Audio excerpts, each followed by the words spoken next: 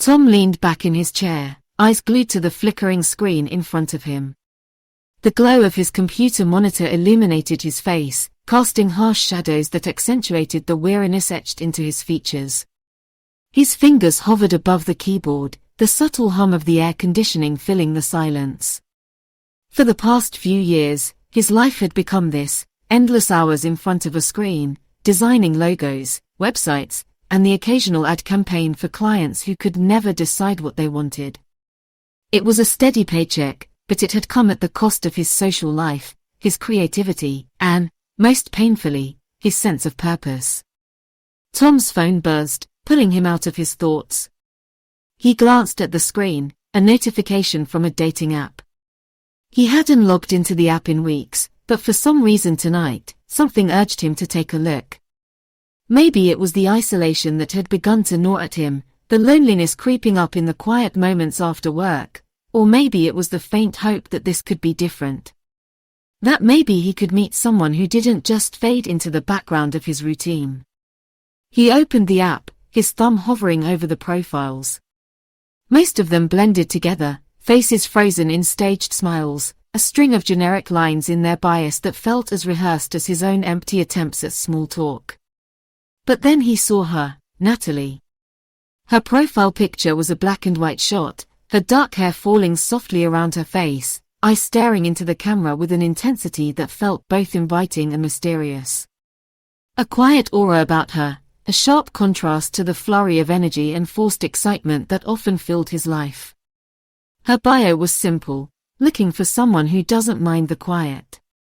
Tom's finger swiped to the right without thinking. His heart skipped a beat when he saw the match notification flash on the screen. Maybe tonight, he thought, might be different. The bar was small, tucked away on a quiet street corner that Tom had never noticed before, with low lighting that lent the place an intimate feel. The wooden bar counter gleamed softly under the warm glow of a hanging light. The hum of conversation filled the air, punctuated by the clink of glasses and the occasional burst of laughter. Tom arrived early, as usual, but there was no rush. It wasn't his usual pace to be the first to arrive, especially not on a date. He scanned the room anxiously. He wasn't sure why. Maybe it was the casual nature of the meeting or the sheer fact that it wasn't a work-related event, but he felt a tight knot in his stomach that he couldn't shake. This was the first time in a long time he wasn't working, and he wasn't sure how to navigate the space between himself and someone else outside of a screen. His phone buzzed again. A message from Natalie, "I'm here, sitting by the window." Tom stood up and moved toward the back of the bar. The moment he saw her, his breath caught. Natalie sat in the dim light, her posture relaxed but with an elegance that made the room feel quieter. Her eyes met his, and her expression was unreadable but steady, as if she had been waiting for him. "Hi," he said, his voice a little rougher than he intended. He cleared his throat, feeling the tension creep up his back. Natalie smiled warmly, an almost imperceptible lift of the corner of her lips. "Hey, Tom," she said, her voice smooth, like a calming river. She motioned to the seat across from her, and he sat down. The silence stretched for a moment before she spoke again. "What brings you here tonight?" Her voice was soft but direct, like she was probing, trying to see if he would allow himself to be vulnerable. Tom paused. His first instinct was to fall back on his usual response, work, life, the grind, but instead, he decided to be honest. "I don't know. I guess I'm hoping for something different." She tilted her head slightly, considering his words, her eyes studying him. There was something in her gaze, intense but not uncomfortable, that made Tom feel like he was seeing something deeper. She wasn't offering him the empty small talk that often accompanied these encounters. She was waiting, almost like she was reading him, piecing something together from the smallest movements, the inflections in his voice. Tom shifted in his seat, suddenly aware of how nervous he was, how much his insides churned. "What about you?" he asked, his voice more uncertain than he intended. "Why are you here?" A small smile tugged at the corner of Natalie's lips again. She took a slow sip from her drink, not looking away. To see if there's anything real to this, she said softly. To see if someone like you could give me a reason to stay. Tom's mind scrambled to process her words. He felt his guard lowering just a little, a small flame of hope igniting in his chest. For the first time in a while, the conversation didn't feel forced. He caught himself laughing at something she said, genuinely, and his stomach fluttered in a way that felt new. Maybe this could be the start of something real. Their second round of drinks arrived, and Tom noticed Natalie's eyes flicker around the bar for a brief moment.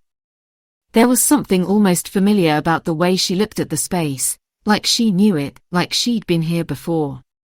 It wasn't the type of place she would have described in her profile, and Tom felt a slight unease at the thought. Still, he didn't say anything. Instead, he smiled, enjoying the easy flow of conversation as she shifted the topic to something he was passionate about, graphic design. She didn't just listen. She seemed to understand, asking questions that dug deeper than surface-level pleasantries. Her genuine curiosity drew him in, and he found himself talking more freely than he expected. As the conversation flowed, he forgot about the dull weight of his routine, the long days spent working in isolation. Here, across from her, he could almost feel like a different person. A part of him wondered if he was letting his guard down too easily. But as she spoke, her words drawing him further into the moment, he didn't care. He needed this. As the evening wore on, Tom could feel the alcohol settling into his bloodstream, loosening his nerves just enough for him to feel at ease. He caught a glimpse of the bartender sliding over another round, but Natalie was already halfway through hers, her eyes scanning the room again. Tom's curiosity got the better of him. "You've been here before, haven't you?" She paused, her lips curving into a small smile. "A few times," she said, her voice soft but knowing. "It's a good place to reflect." Tom didn't press her further. There was something about her calmness that made him feel like he wasn't the only one seeking something in the quiet. But then, as they finished their drinks and the bar began to empty, Natalie offered to drive him home. The sudden offer stirred something in Tom, an inkling of discomfort that he couldn't quite place. Still, he hesitated for only a moment before agreeing. It wasn't unusual for someone to offer a ride, and besides, he was tired of overthinking everything. The car's engine hummed steadily as they cruised through the quiet streets of the city, the glow of streetlights flickering outside. Tom stared out the window, watching the familiar landmarks pass by, but something began to nag at him. He hadn't noticed it before, but now that the alcohol had worn off, he realized they weren't heading in the direction of his apartment. Tom glanced at Natalie. "You missed the turn," he said, a touch of uncertainty creeping into his voice. "Are we?" Natalie's voice was calm, almost too calm. "Just a detour," she said, her eyes flicking briefly to him before returning to the road. "Trust me." Tom nodded, unsure. He didn't want to seem paranoid, didn't want to rock the boat after a pleasant evening. But as the streets became more unfamiliar, his unease began to grow. The buildings were fewer, and the lights were dimmer. He could feel the tension in the air, and the pit in his stomach deepened. "Are we sure this is the way?" Tom asked again, his voice growing more strained. The streets, once familiar, now felt distant and cold. Natalie didn't answer, her grip on the steering wheel tightening. The road stretched out ahead of them, and Tom's heart began to race. Something was wrong. The gravel crunched under the tires, sending small, sharp sounds through the quiet car. Tom stared out of the window, watching as the city he knew faded into the night, swallowed up by the darkness. His stomach twisted with unease, the familiar landmarks of his neighborhood slowly disappearing into the distance. The low hum of the engine filled the air, but nothing about the sound was comforting. The roads grew narrower and more desolate, the streetlights fewer and farther between, as if they were venturing deeper into nowhere. Every passing second made his heart race faster, every turn and street sign more unfamiliar. "Where are we going?" Tom finally asked, his voice tight with uncertainty. Natalie didn't respond at first. The car swerved slightly to the right, its headlights casting a faint glow on the empty fields around them. Tom's mind raced, each passing moment stretching longer than the last. The more the car moved forward, the more his anxiety built, the unease gnawing at him like a growing tumor. There was something wrong, everything about the night felt off, like the world had shifted in subtle ways that he couldn't quite place. He had known, deep down, that something was wrong from the very beginning, but now it was undeniable. The soft murmur of the radio in the background did nothing to distract him from the gnawing feeling at the pit of his stomach. The tires crunched again, but this time the sound felt heavier, like they had driven over something more than gravel. Tom's eyes darted to the side, and the dark outline of a house came into view. It was far from the well-lit, well-maintained places of his neighborhood, a crumbling structure surrounded by overgrown trees and thick underbrush. The house was huge, looming in the dark like an abandoned fortress. The windows were black voids, its silhouette jagged against the night sky. It looked like something straight out of a horror movie. The car came to a stop in front of the house, the engine's rumble cutting off with a finality that made Tom's chest tighten. He could barely breathe. Natalie turned off the ignition with a soft click, her hand still on the wheel as she glanced over at him. "We're here," she said simply, her voice as calm and composed as it had been all night. There was no warmth in her tone, no reassurance. Tom's heart pounded in his chest, but he couldn't move. His body was frozen, his eyes locked on the house in front of him. The distance between the car and the door seemed impossible, like it might take forever just to step out of the car, let alone walk to the entrance. His thoughts scrambled, trying to latch onto something, anything, that would make sense of this. But there was nothing.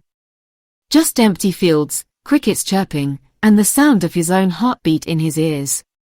"Come on," Natalie said, unbuckling her seatbelt and opening the door with a smooth motion. She stepped out, her heel clicking against the gravel. Tom stayed in the car for a moment longer, his hand resting on the door handle, his fingers shaking. He didn't want to get out. He didn't want to go inside that house. His instincts screamed at him to run, to get away from her, from this house. But the words of reason, of logic, battled against the cold dread that had taken over his body. He should leave. He should walk away. But as he opened the door, Natalie's cold gaze locked onto him. Her hand reached out, grabbing his arm with surprising strength. Her fingers dug into his skin, sending a cold shiver down his spine. The grip was unrelenting, and Tom's heart skipped a beat. This wasn't just a simple gesture. She was taking control, drawing him into her world, into the nightmare she had planned for him. "Come on," she repeated, her voice quieter this time, almost affectionate, but there was something beneath it, something cold and predatory. Tom's mind raced. He should have fought back, should have screamed. But something in her eyes stopped him, a chill that spread from her touch into his core. Before he knew it, he was following her, his steps heavy and hesitant. His pulse thundered in his ears as they approached the house. The door creaked open as she pushed it, the hinges groaning under the pressure. The smell of dust and stale air hit him hard, almost choking him. The dim lighting barely illuminated the hallway, but what little he could see sent a shiver crawling down his spine. Worn furniture sat against the walls, abandoned, like the house hadn't seen any love in years. Cobwebs clung to the corners, and the walls felt like they were closing in, a suffocating pressure building around him. The silence was oppressive, and Tom's breath caught in his throat. Natalie stepped inside without a second thought, as though she had been here countless times before. Tom hesitated at the threshold, staring at the darkness ahead. The house seemed to stretch on forever, each room blending into the next, an endless maze of shadow. He swallowed hard and followed her, though every step felt like he was walking deeper into a nightmare. They walked in silence, the floorboards creaking beneath their feet. Tom's eyes darted around, trying to find something familiar, something that could reassure him. But there was nothing. Just the dust, the old furniture, the thick silence. Each room they passed felt more claustrophobic than the last. He could feel his chest tightening, his breathing shallow. He had to get out. He had to find a way out. As they passed a narrow hallway, Natalie spoke again, her voice soft, almost casual. You know, I've been following you for a while. You're really good at what you do, Tom. Tom's breath hitched. What do you mean? I mean I know everything about you, she said, her tone still calm, as though she were discussing the weather. Your job, your family, the places you've been. Even the little things you think no one notices. I've been watching you. His blood ran cold. How? How could she know all that? His mind spun with confusion and dread. The things she mentioned, his recent trip to see his parents, his late-night scrolls on social media, these weren't things anyone would know unless they'd been paying attention, watching him from afar. His thoughts scrambled to make sense of it all, but his brain refused to connect the dots. He couldn't process it fast enough. The room seemed to close in around him as his panic rose. Natalie turned toward him then, a dark gleam in her eyes.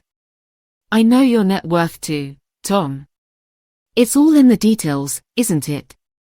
She pulled out her phone and casually scrolled through his social media profiles, one by one. Each post, each picture, each carefully crafted persona he had created to show the world who he was. She swiped through them with disturbing familiarity. This is how I found you, she said matter-of-factly. And now you're mine. Tom's mind crashed against a wall of realization. This wasn't just about him. This wasn't some random encounter. He wasn't some chance victim in a broken system. No. He was the prize. The target in a twisted scheme.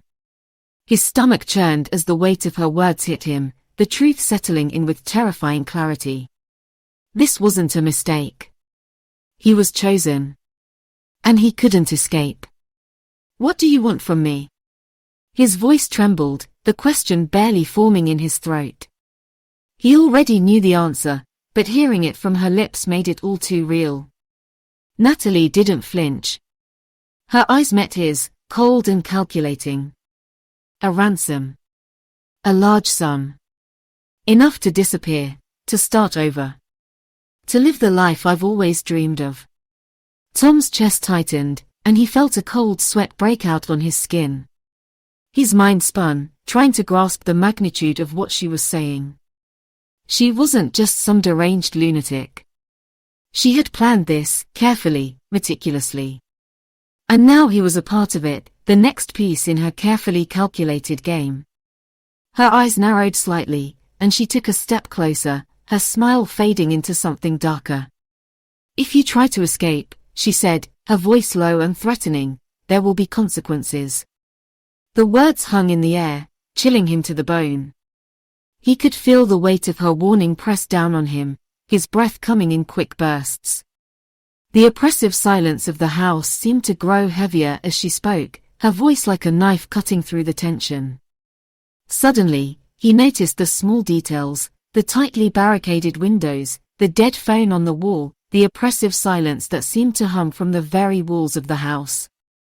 This place wasn't just abandoned, it was a prison. A carefully constructed cage designed to trap him. His heart raced in his chest as the full scope of the danger hit him. He was locked in. Trapped. With a surge of adrenaline, Tom broke from his stupor. He turned quickly, making a desperate run for the door, but before he could even reach the handle, Natalie was there. Her hands were on him in an instant, pulling him back with terrifying strength.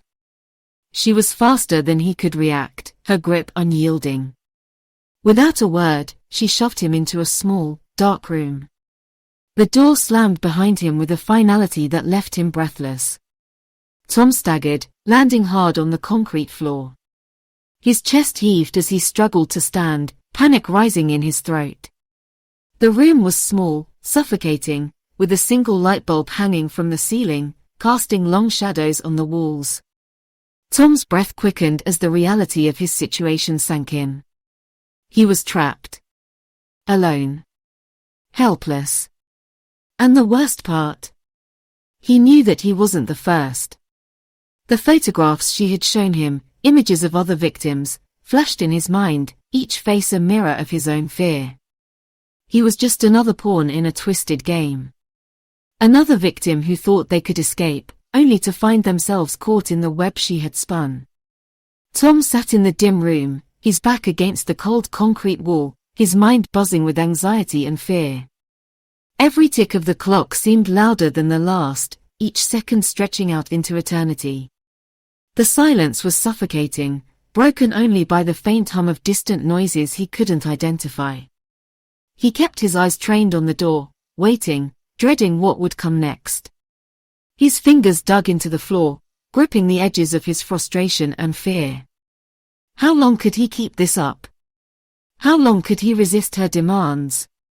And then, like a shadow crossing over the last remaining light, Natalie appeared at the door. Her figure was dark and still, the sharp lines of her posture giving her an almost predatory air. The cold gleam in her eyes never wavered as she looked down at him, almost inspecting him. "Give me your family's contact number," she demanded. Her voice was softer than before, almost syrupy, but still carried the same force behind it. There was no doubt in her tone, no hesitation, no consideration for his situation. She was in control, and she knew it. Tom felt his stomach tighten. He'd already made up his mind about what he wouldn't do. But hearing it again made the weight of the choice unbearable. His hands trembled slightly, his fingers curling tighter into fists. He forced his gaze up to meet hers, trying to steady his nerves. "No," he said, his voice cracking slightly. But the word felt like an anchor dragging him further into the pit of the situation. He couldn't give in. He wouldn't. Natalie's eyes narrowed, her lips curling slightly into a thin smile, but there was no warmth there. It was the kind of smile that suggested the predator was circling its prey, waiting for a mistake. She stepped closer, her movements deliberate and cold. "I said," she repeated, her voice now laced with something darker, "give me the number." Her tone had shifted, taking on an edge that made the air crackle with tension. Tom's heart began to race. The calm, collected woman who had seemed almost too perfect before was now gone, replaced by someone entirely more dangerous. She had made her demands clear, and there was no room for negotiation. He was trapped, and she knew it. Tom clenched his fists, the muscles in his arms burning with frustration. Every nerve in his body screamed for a way out, but the walls seemed to close in with each passing second.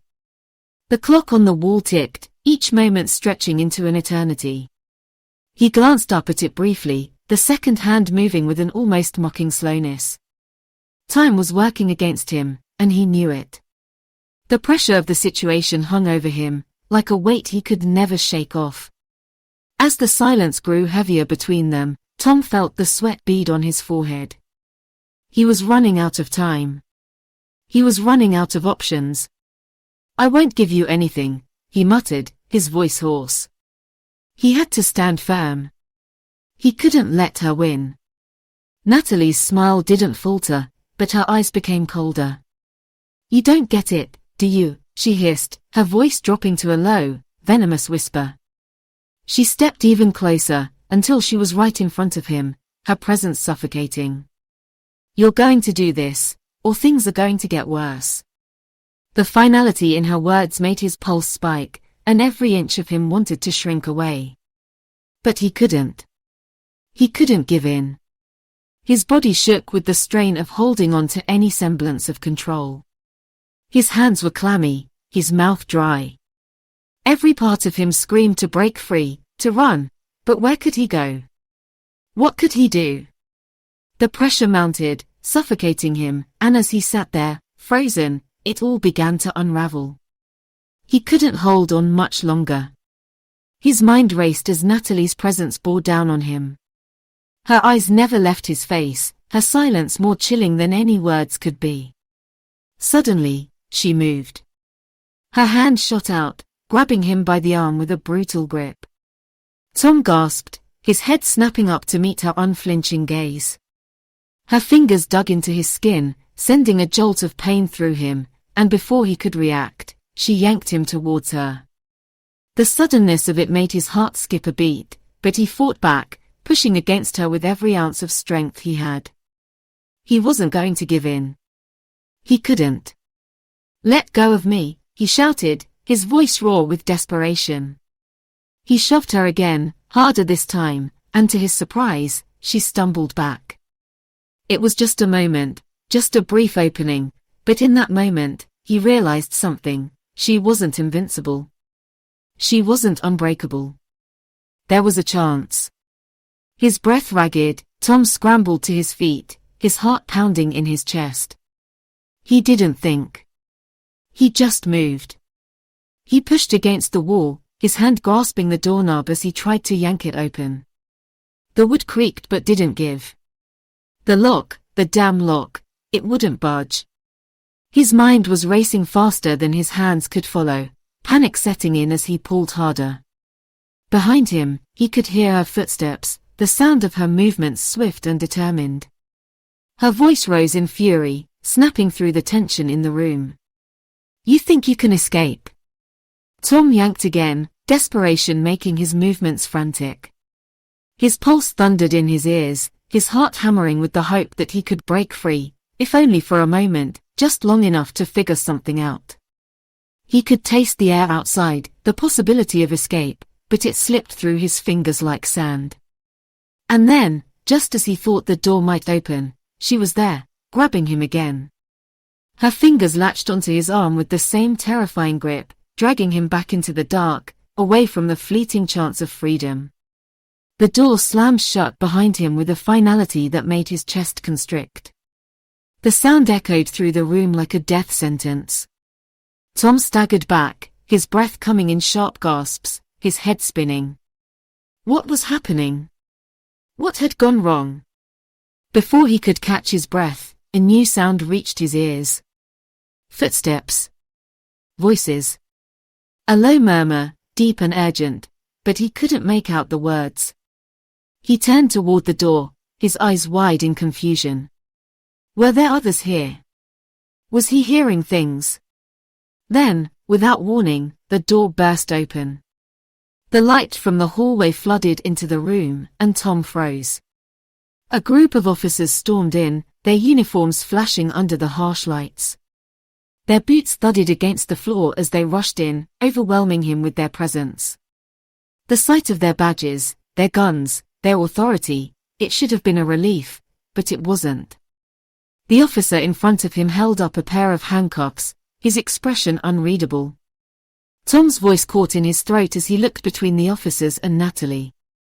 The confusion was overwhelming. Was this part of the game? Was he being handed over to someone else? The officer's voice was low and measured. "It's over, Tom," he said. Softly, almost sympathetically. Tom didn't understand. He couldn't understand. What's happening? His voice cracked with disbelief, his breath coming in shallow gasps. What are you talking about? The officer's face softened for a moment, then he sighed, his gaze flickering toward Natalie. Natalie's been working with us from the start, he said. She's an undercover agent, infiltrating human trafficking rings. She's been using victims like you to gather intel. And now, you're caught in the middle of a much larger operation. Tom's mind spun. The world tilted beneath him.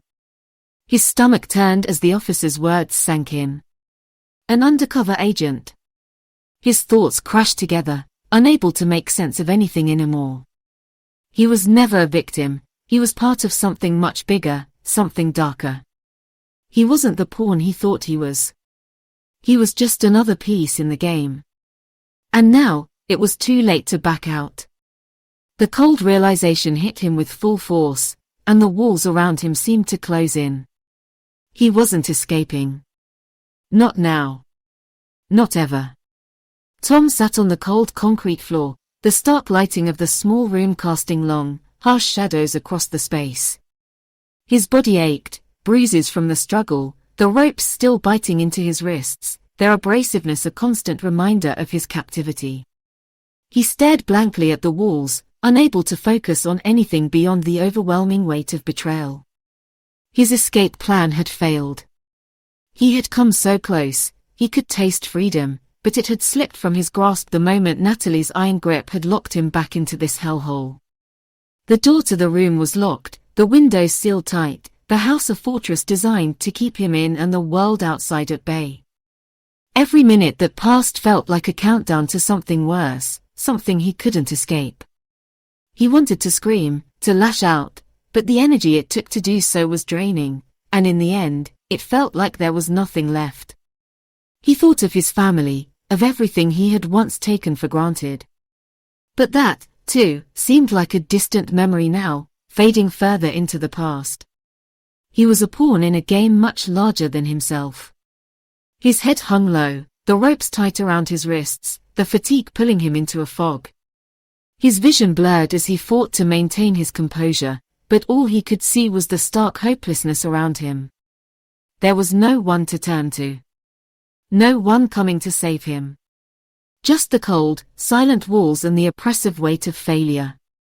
The sound of footsteps echoed down the hallway, and Tom didn't need to look up to know who it was. Natalie's presence filled the room, suffocating. Her gaze, steady and cold, bore into him like a predator sizing up its prey. The silence between them was thick, and Tom could feel the weight of it pressing down on him. He couldn't escape. He couldn't fight back. He was trapped. The slow, rhythmic click of her heels against the concrete was the only sound that filled the space. Tom didn't move. He didn't want to give her the satisfaction of seeing his struggle. Instead, he kept his gaze trained on the floor, staring at the dirted concrete as though it could offer him some kind of solace. But it didn't. Nothing did. Natalie didn't speak. She stood there, just watching him, her silhouette a dark shadow against the light. It was clear she enjoyed this, her power, her control over him. She was savoring the moment, waiting for him to break, for him to give in. And in that silence, in that unbearable weight of her watchful gaze, it seemed like that moment was getting closer. Time felt like it was stretching into eternity. Tom's body screamed in protest, but his mind was fractured, his thoughts spinning in circles, unable to escape. Each breath was heavier than the last. He tried to force himself to think of a way out, but every option seemed futile. His mind kept returning to his family. His mother, his father, what would they think if they knew he was in this situation? How would they feel when they realized that the son they once knew was now nothing but a pawn in a ruthless game? The thought twisted inside him like a blade. But even in the depths of despair, something flickered inside him, something small but undeniable. It wasn't hope, not exactly. It wasn't even confidence. But it was defiance. A whisper inside him, telling him to keep fighting. He was still alive. He still had something left, something that hadn't been taken from him yet. A spark of clarity pierced through the fog of his mind. For all his exhaustion, his bruises, his broken spirit, he wasn't ready to give up. Not yet. There had to be a way out. He'd survived alone for so long, using his wits, his ability to adapt, his sharp instincts. This wasn't over. Not yet. His eyes scanned the room, searching, looking for anything he might have missed earlier. His gaze settled on the corner of the room, where a loose floorboard caught his attention. The slight creak of the wood as the house shifted caught his ear. It wasn't much, but it was something. A small detail, barely noticeable, but it could be his ticket out. His heart started to beat faster as he focused on it, his mind working in overdrive. That could be the key. Slowly, carefully, Tom shifted in his seat. He adjusted his posture, trying to make the movement as subtle as possible, not wanting to alert Natalie to what he was doing. His bound hands pressed against the chair, the ropes tight and painful, but he didn't let that stop him. Every inch of his body screamed in discomfort, but he pushed through, focusing on the floorboard, focusing on the small glimmer of hope it represented. The minutes seemed to stretch on, each one more agonizing than the last. But he kept going, inching forward, manipulating the loose floorboard bit by bit. He could feel the edges give way as his fingers traced along the small gap between the boards. His arms were sore, his wrists aching from the ropes, but he kept going, inch by inch, determined to make it work. Finally, after what felt like an eternity, the floorboard gave way, a small tool hidden beneath it, just as he had suspected. It was crude, a simple piece of metal, but it was all he needed. His fingers were stiff and sore, but he wrapped them around it, feeling a rush of triumph that was almost impossible to believe. He'd done it. He had something to work with. Natalie's footsteps echoed in the hallway outside, and Tom quickly stashed the tool into his palm, making sure she hadn't noticed. He sat up straighter, his body tense, his heart pounding in his chest. This was it.